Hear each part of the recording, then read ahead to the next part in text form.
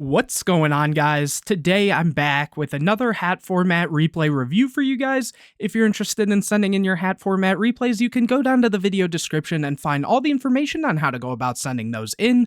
But anyways, the match I have for you today, we have Extra Virgin Olive Oil, who is going to be on Infernity, versus Floatstone Mafia, who is going to be on Spellbook. And this is a War League match, so it should be very good. So without further ado, let's get straight into it. Here, it looks like Floatstone Mafia does win the rock, paper, scissors, which is very important against Infernity, so they will get to start this one out. Opening hands, we see Instant Fusion, MST, Infernity Barrier, Dark Grepher, and MST, so kind of an awkward hand. It's really going to depend on what they draw here. And on the other side, we see DD Crow, Breakthrough Skill, Spellbook of Secrets, Spellbook of Power, and Blue Boy, and they will also get a draw for turn here, getting a copy of High Priestess, so honestly, a very solid hand, having that Breakthrough Skill plus the DD Crow to combat anything that, Extra Virgin Olive Oil here will do. And not to mention, Spellbook going first is very good, especially if they can get a Fate into rotation and everything else. So let's see what they do. Here, they're going to take a second to think, and they're going to start with Blue Boy. Blue Boy add a copy of Crescent. After that, activating Crescent, revealing Secrets, Master, and Tower. And they're going to get the copy of Secrets. A little unfortunate there, but at least at bare minimum, they'll have some form of follow-up if need be. Here they can go Secrets to add Master. After that, they are going to reveal 3 to get the copy of High Priestess on board. Here they're probably doing this just so that they have extra protection in case their opponent is able to out one of their monsters. In this case, it would be the Blue Boy. That way, if they do go and set up a copy of Fate, even if this gets destroyed, they'll still be able to have the Fate live. And from here, they're just going to add their stuff back, and we'll probably see them go for a Master play here. Going for Master, copying Secrets, and adding Tower. And actually here, no, they're just kind of putting it on board in case they don't have access to, another Spellbook spell to actually get this live, because they actually weren't able to go to Fate, into Fate. My guess is just simply because they got the Secrets off of the copy of Crescent, which is a little unfortunate. But even then, they still are in a very good position. Here, Extra Virgin Olive Oil will get a copy of Street Patrol, so very solid draw there. So here they're going to go MST to get rid of the copy of Breakthrough Skill. And from here, they're going to summon the copy of Grepher, discard the Street Patrol, sending a copy of High-Risk. And then High-Risk can trigger to add a copy of Archfiend, here setting 3. And they are going to, on the set, DD Crow is going to be chained to banish the Street Patrol. From here, Instant Fusion can be activated, and they are going to summon a copy of Camion Wizard. And from here, maybe going for a Lavalval Chain to dump another copy of Street Patrol would be good, depending. They're taking a second to think. Here, they're just going to go for Honor Arc. Very interesting. Because, I guess there's a world, since they already have the barrier and they have MST to counteract the copy of the Tower, unless, Extra Virgin Olive Oil is thinking that maybe Floatstone has another DD Crow, because if not, they could have gone for, say, Lavalval Chain, dump a copy of Street Patrol. Street Patrol can then obviously be banished to summon the Archfiend. Archfiend can search a break or something like that. But here, taking a different route, going for the copy of 101, to take the copy of High Priestess and then battle phase over the Blue Boy, hoping that it's enough, but, at that point, they would have also had the negate with Barrier. So I guess there's a couple different routes they could go for here, passing it over to Floatstone Mafia, who gets a copy of Master, which is a very good draw here. In the standby phase, Tower is going to be activated, but obviously the MST is going to be chained to that, so the Tower won't be able to trigger, and then they will start their turn out afterwards, going for the Secrets to add a copy of Blue Boy, and then from here, they're going to summon Blue Boy effect, and they're going to get a copy of Wisdom here. They already have Master, so after that, they are going to go for Power on the copy of Blue Boy, and then using the Master to copy the Power again. So attacking into the Honor Arc, and then chaining the copy of Breakthrough, so the Honor Arc will get destroyed. And here, because double Power was on the Blue Boy, they will get 2 searches here. So they are going to add a copy of Secrets and Fate. So now there is going to be a Fate live. Here, going to main phase 2, setting 1, and passing it over here. Extra Virgin Olive Oil gets a copy of Soul Charge, which is very, very good here. They're going to set 1, and they are going to, it looks like, normal summon the copy of Archfiend here. Okay. And taking a lot of time to think, maybe they're newer to the deck, or just in this position it is a little rough, so they're going to go Soul Charge and bring back Hyris, Grepher, and Camion Wizard, and the 101. Interesting to bring back the 101, and even at this rate, very interesting play here. I guess they didn't want to go Soul Charge first in case the Fate goes after the copy of Grepher, and then they have the Archfiend in hand, but maybe even doing the play where they would, no, I guess if they had gone Soul Charge first, there might have been some other plays, but even then, it just feels like, I guess, a bit of an awkward situation. But even then, I guess maybe they were just trying to summon the Archfiend to insulate with barriers to, play around the Fate, sort of. So that could also be a play there. So I would assume that's the case. Either way, going for a big Soul Charge play here, overlaying 2 for a copy of Rhapsody and Berserk, and then Fate is going to be chained to that, and that is going to eat the barrier, and so here the Rhapsody can banish 2, and then they're going to use the Rhapsody and equip to the Honor Arc to make it a 3,300 beater, and over to Floatstone Mafia, who gets a copy of Eternity. Very good draw there. And let's see what they do. They're going to activate Secrets. Secrets add Blue Boy. And then they're probably going to summon the Blue Boy effect, getting a copy of Power. And then overlaying for a copy of Shining Elf. Oh, maybe not going for Shining Elf, actually. Instead, going for Succubus, maybe? They are going for Succubus. Then here they're going to activate the Eternity to add back the copy of Master, activate Power, and activate the Master. So kind of doing what they did last time. So it is going to have 3,400 attack. Next, using the effect that occasionally comes up. It's pretty good. It says, once per turn, detach 1 material from this card, target 1 monster on the field with attack less than or equal to the combined attack of all Ghost Strict monsters on the field. Destroy it, and if you do, that monster card zone can't be used as long as you control a Ghost Strict monster. So obviously this is 34, so it can get over the 32. And that does get destroyed. And here the Succubus is going to attack over Archfiend, and the Power is going to make them search here, getting a copy of Tower and Eternity because the Power was used twice. Main phase 2, activating the Tower, and then overlaying into a copy of Downard, setting the Wisdom, and over to Extra Virgin Olive Oil, who gets a copy of MST. Not really a great draw there, and they are going to scoop it up. Obviously, the Downard has Piercing, and they were pretty low on life for going for that big Soul Charge play. But moving on into game number 2, Extra Virgin Olive Oil will get to start this one out, so it might be quite the different outcome, though looking at this opening hand, it's going to be interesting. Opening hands, we see Instant Fusion, Upstart Goblin, Foolish Burial, Infernity Break, and Escape from the Dark Dimension. We've seen this card in Infernity, specifically in the side deck a lot of times. I believe, I forget who it was who topped one of the events was playing with this card. It's kind of cool, especially since, your opponent is probably going to put in DD Crows against Infernity.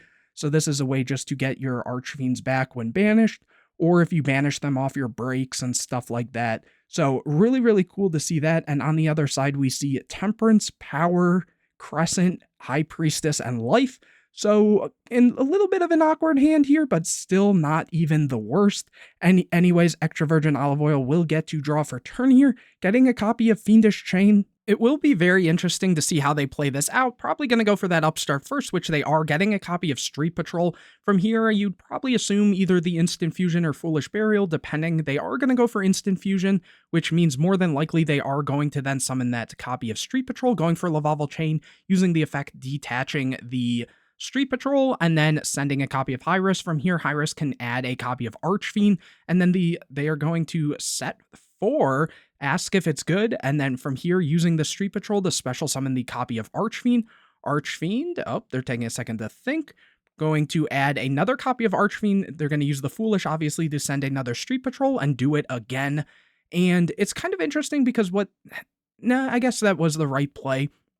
Here, going for another copy of Archfiend, so that means they're probably more than likely on 3 copies of Street Patrol, or they're just going to stack the Archfiend here. No, they are going to go for Lavalval Chain and using the effect, detaching, sending Street Patrol, banishing to go for Archfiend, and then get a copy of Barrier. So they do have Break, Barrier, they do have the Escape, so if they do go for that play that I mentioned prior, and Fiendish Chain, obviously, if they're going to go for the Escape play, they want to be doing this last because it will turn off the copy of Barrier and Break if they go and summon back an Archfiend and then get a Search. So that is something to keep in mind here. But anyways, passing it over to Floatstone Mafia, who does get a copy of Secret, so a very strong card. Here they're going to go Crescent, revealing Fate, Master, and Wisdom. And from there, they are going to get, I believe that was the copy of Master there. And then, I guess they accidentally randomly clicked there. They are going to summon the copy of Temperance, activate Secrets. Secrets add Fate.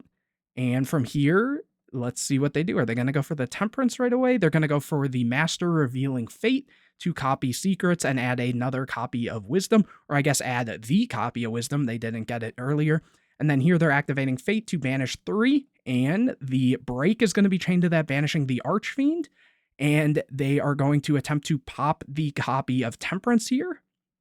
Probably just trying to bait out that copy of Wisdom, but they do let it go through, and then it looks like banishing the Archfiend there. From here, they're thinking they're going to special summon the High Priestess by revealing 3, using the High Priestess, banishing Fate to pop a copy of Lavalval Chain, then going for power to make the High Priestess very large and attacking over the copy of Lavalval Chain, and they do let it go through, obviously not wanting to use the Fiendish Chain here, specifically because they do know that the Wisdom is there as well, so it wouldn't really do anything here.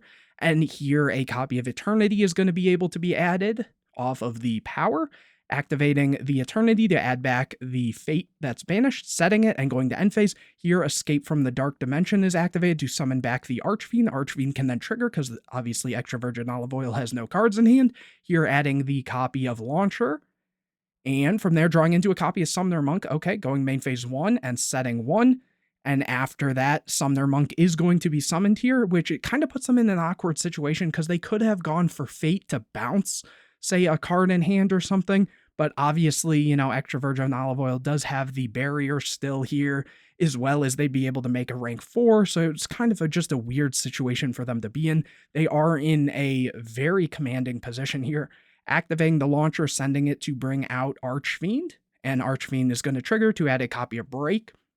From here, they technically could fire this to try to like out some sort of card, but it's not even like a good position to be in. It kind of feels like they're just way too ahead, even in a more simplified game state here. But here the Fate is going to be activated, and they're going to banish 2 to, what is this?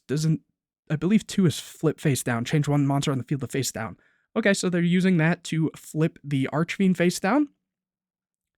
And from here, it looks like they're going to overlay 2 for a copy of Honor Arc. So very similar, taking the copy of High Priestess and then attacking in for 21 and then setting the copy of Break. This way they are turning off the Barrier here, which is very good. And then Floatstone will draw into a copy of Master, which unfortunately isn't live right now because they don't have a Spellcaster. They do have the Life here, though, but I don't think they have monsters engraved. No, they don't. So they can't even use that. Here, Extra Virgin Olive Oil gets a copy of Upstart. They're going to flip the Archfiend, set 1, and go battle phase. Just kind of attacking in. They're not really on any rush, so just even keeping the Upstart is solid here. Floatstone Mafia gets a copy of DD Crow, unfortunately a little late, and they are going to scoop it up, moving into game number 3. This time, Floatstone Mafia will get to start this one out. Opening hands, we see MST, Upstart Goblin, Allure, Summoner Monk, and Break. So again, just kind of an all-right hand. We're going to have to see what that Upstart and Allure draw into. And on the other side, we see Book of Moon, Breakthrough, Temperance of Prophecy, Spellbook, Magician of Prophecy, Blue Boy, and the Eternity. So, you know, an all-right hand, but they're going to really have to rely on this draw as well, depending on, you know, how deep into their plays they can actually set up turn 1. Getting a copy of Master, so that's at least something. They're probably going to start with the Blue Boy here, which they are, to get a copy of Secrets. From here, Secrets is going to activate, adding the copy of Fate, and then I'm sure we're going to see the Master revealing Fate, copying Secrets, and adding the tower. So they actually did get to the pretty solid setup, being able to activate that tower and then set 3 and passing it over to Extra Virgin Olive Oil, who now gets a copy of Necromancer, which is an alright draw here. Again, it's still a little awkward, so we will have to see how they play this one out. So let's see how they actually start this turn. Here, they're going to go and activate Upstart, getting a copy of Infernity Break. From here, they're going to activate the Allure, drawing into Palabyrinth and Foolish. Foolish is good, Palabyrinth maybe not so much. Here, banishing the copy of Summoner Monk. Interesting that they went and kept the Necromancer here versus the Summoner Monk, which they could potentially summon and try to use its ability, but at the same time, I guess they do know the Fate is there, and that would probably be met with anything beforehand. So here they are just going to activate the copy of Palabyrinth. And then from here, that is going to destroy the tower. Obviously, during the H.A.T format, you can only have one face-up field spell on the field between both players, so that does get rid of that. And from here, they're going to normal summon Necromancer. Necromancer's effect will trigger, switching itself to defense. Next, they're going to activate Foolish, sending a copy of Archfiend. And from here, they say it's good, setting 3. And looking at this, yeah, I mean, they can go for Fate if they really wanted to here. And they are instead going to let it go through and get the breakthrough skill, breakthrough skill is going to meet the copy of Necromancer here. So at bare minimum, it does sort of do its job. Here in the end phase, Fate is going to be activated to go and banish one of the breaks. I guess what they also could have done is Fate is able to bounce a back row, so obviously the Infernity cards have to have no cards in hand, so even if they had gone for something like that, then they wouldn't be able to resolve.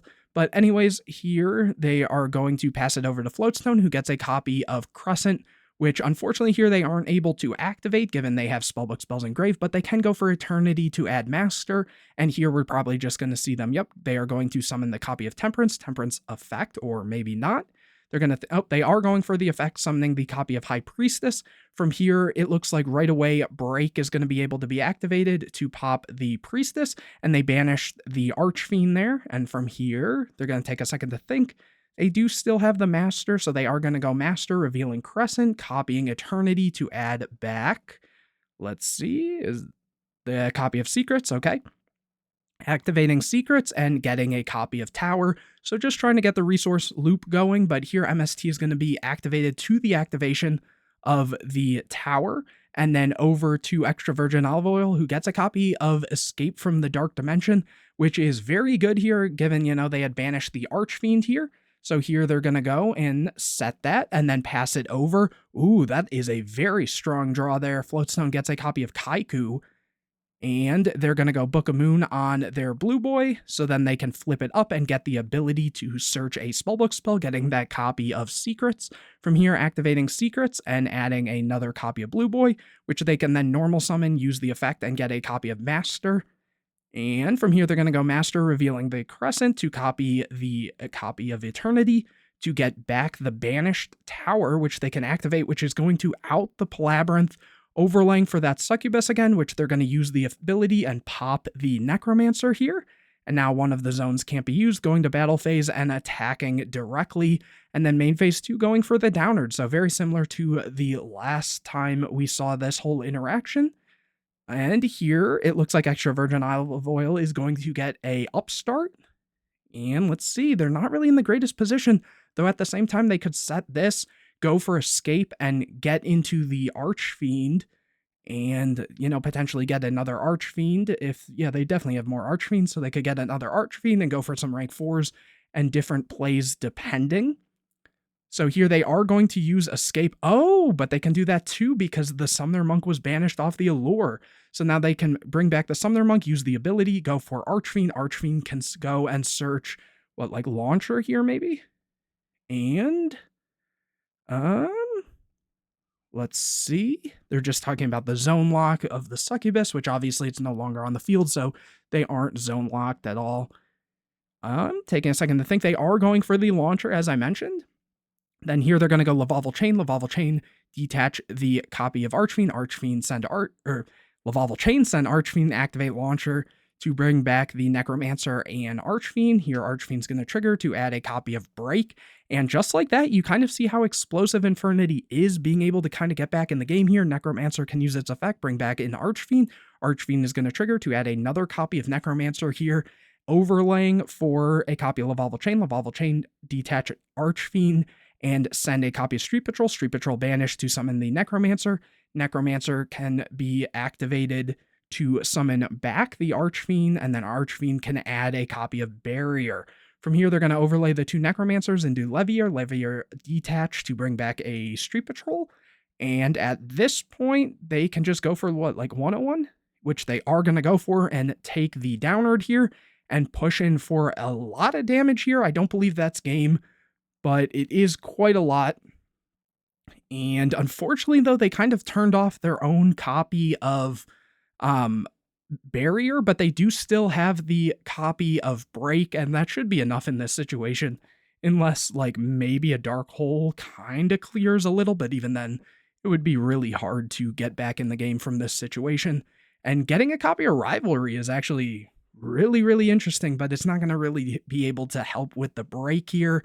Here, the copy of Tower is going to trigger, banishing the launcher to pop that, which now maybe it kind of can, but even then, yeah, they were so low on life, it didn't really matter. So, you know, that was kind of a crazy comeback there from Extra Virgin Olive Oil, just being able to, luckily, you know, get into that Summoner Monk and draw into that Upstart to make it live, and, you know, saving some of their cards here, like the Escape from the Dark Dimension, was, you know, pretty well played. So anyways, hopefully you guys enjoyed this video. If you did, make sure to leave a like on it, comment any questions or videos you want to see in the future, subscribe to the channel, hit the bell to get notified anytime I put a new video out, share this video with your friends, and don't forget to go down to the video description to find out how you can send in your hat format replays, whether you won or lost. If you thought the deck you were playing or your opponent was playing was pretty cool, feel free to send that in. I'm sure a lot of people would love to see that.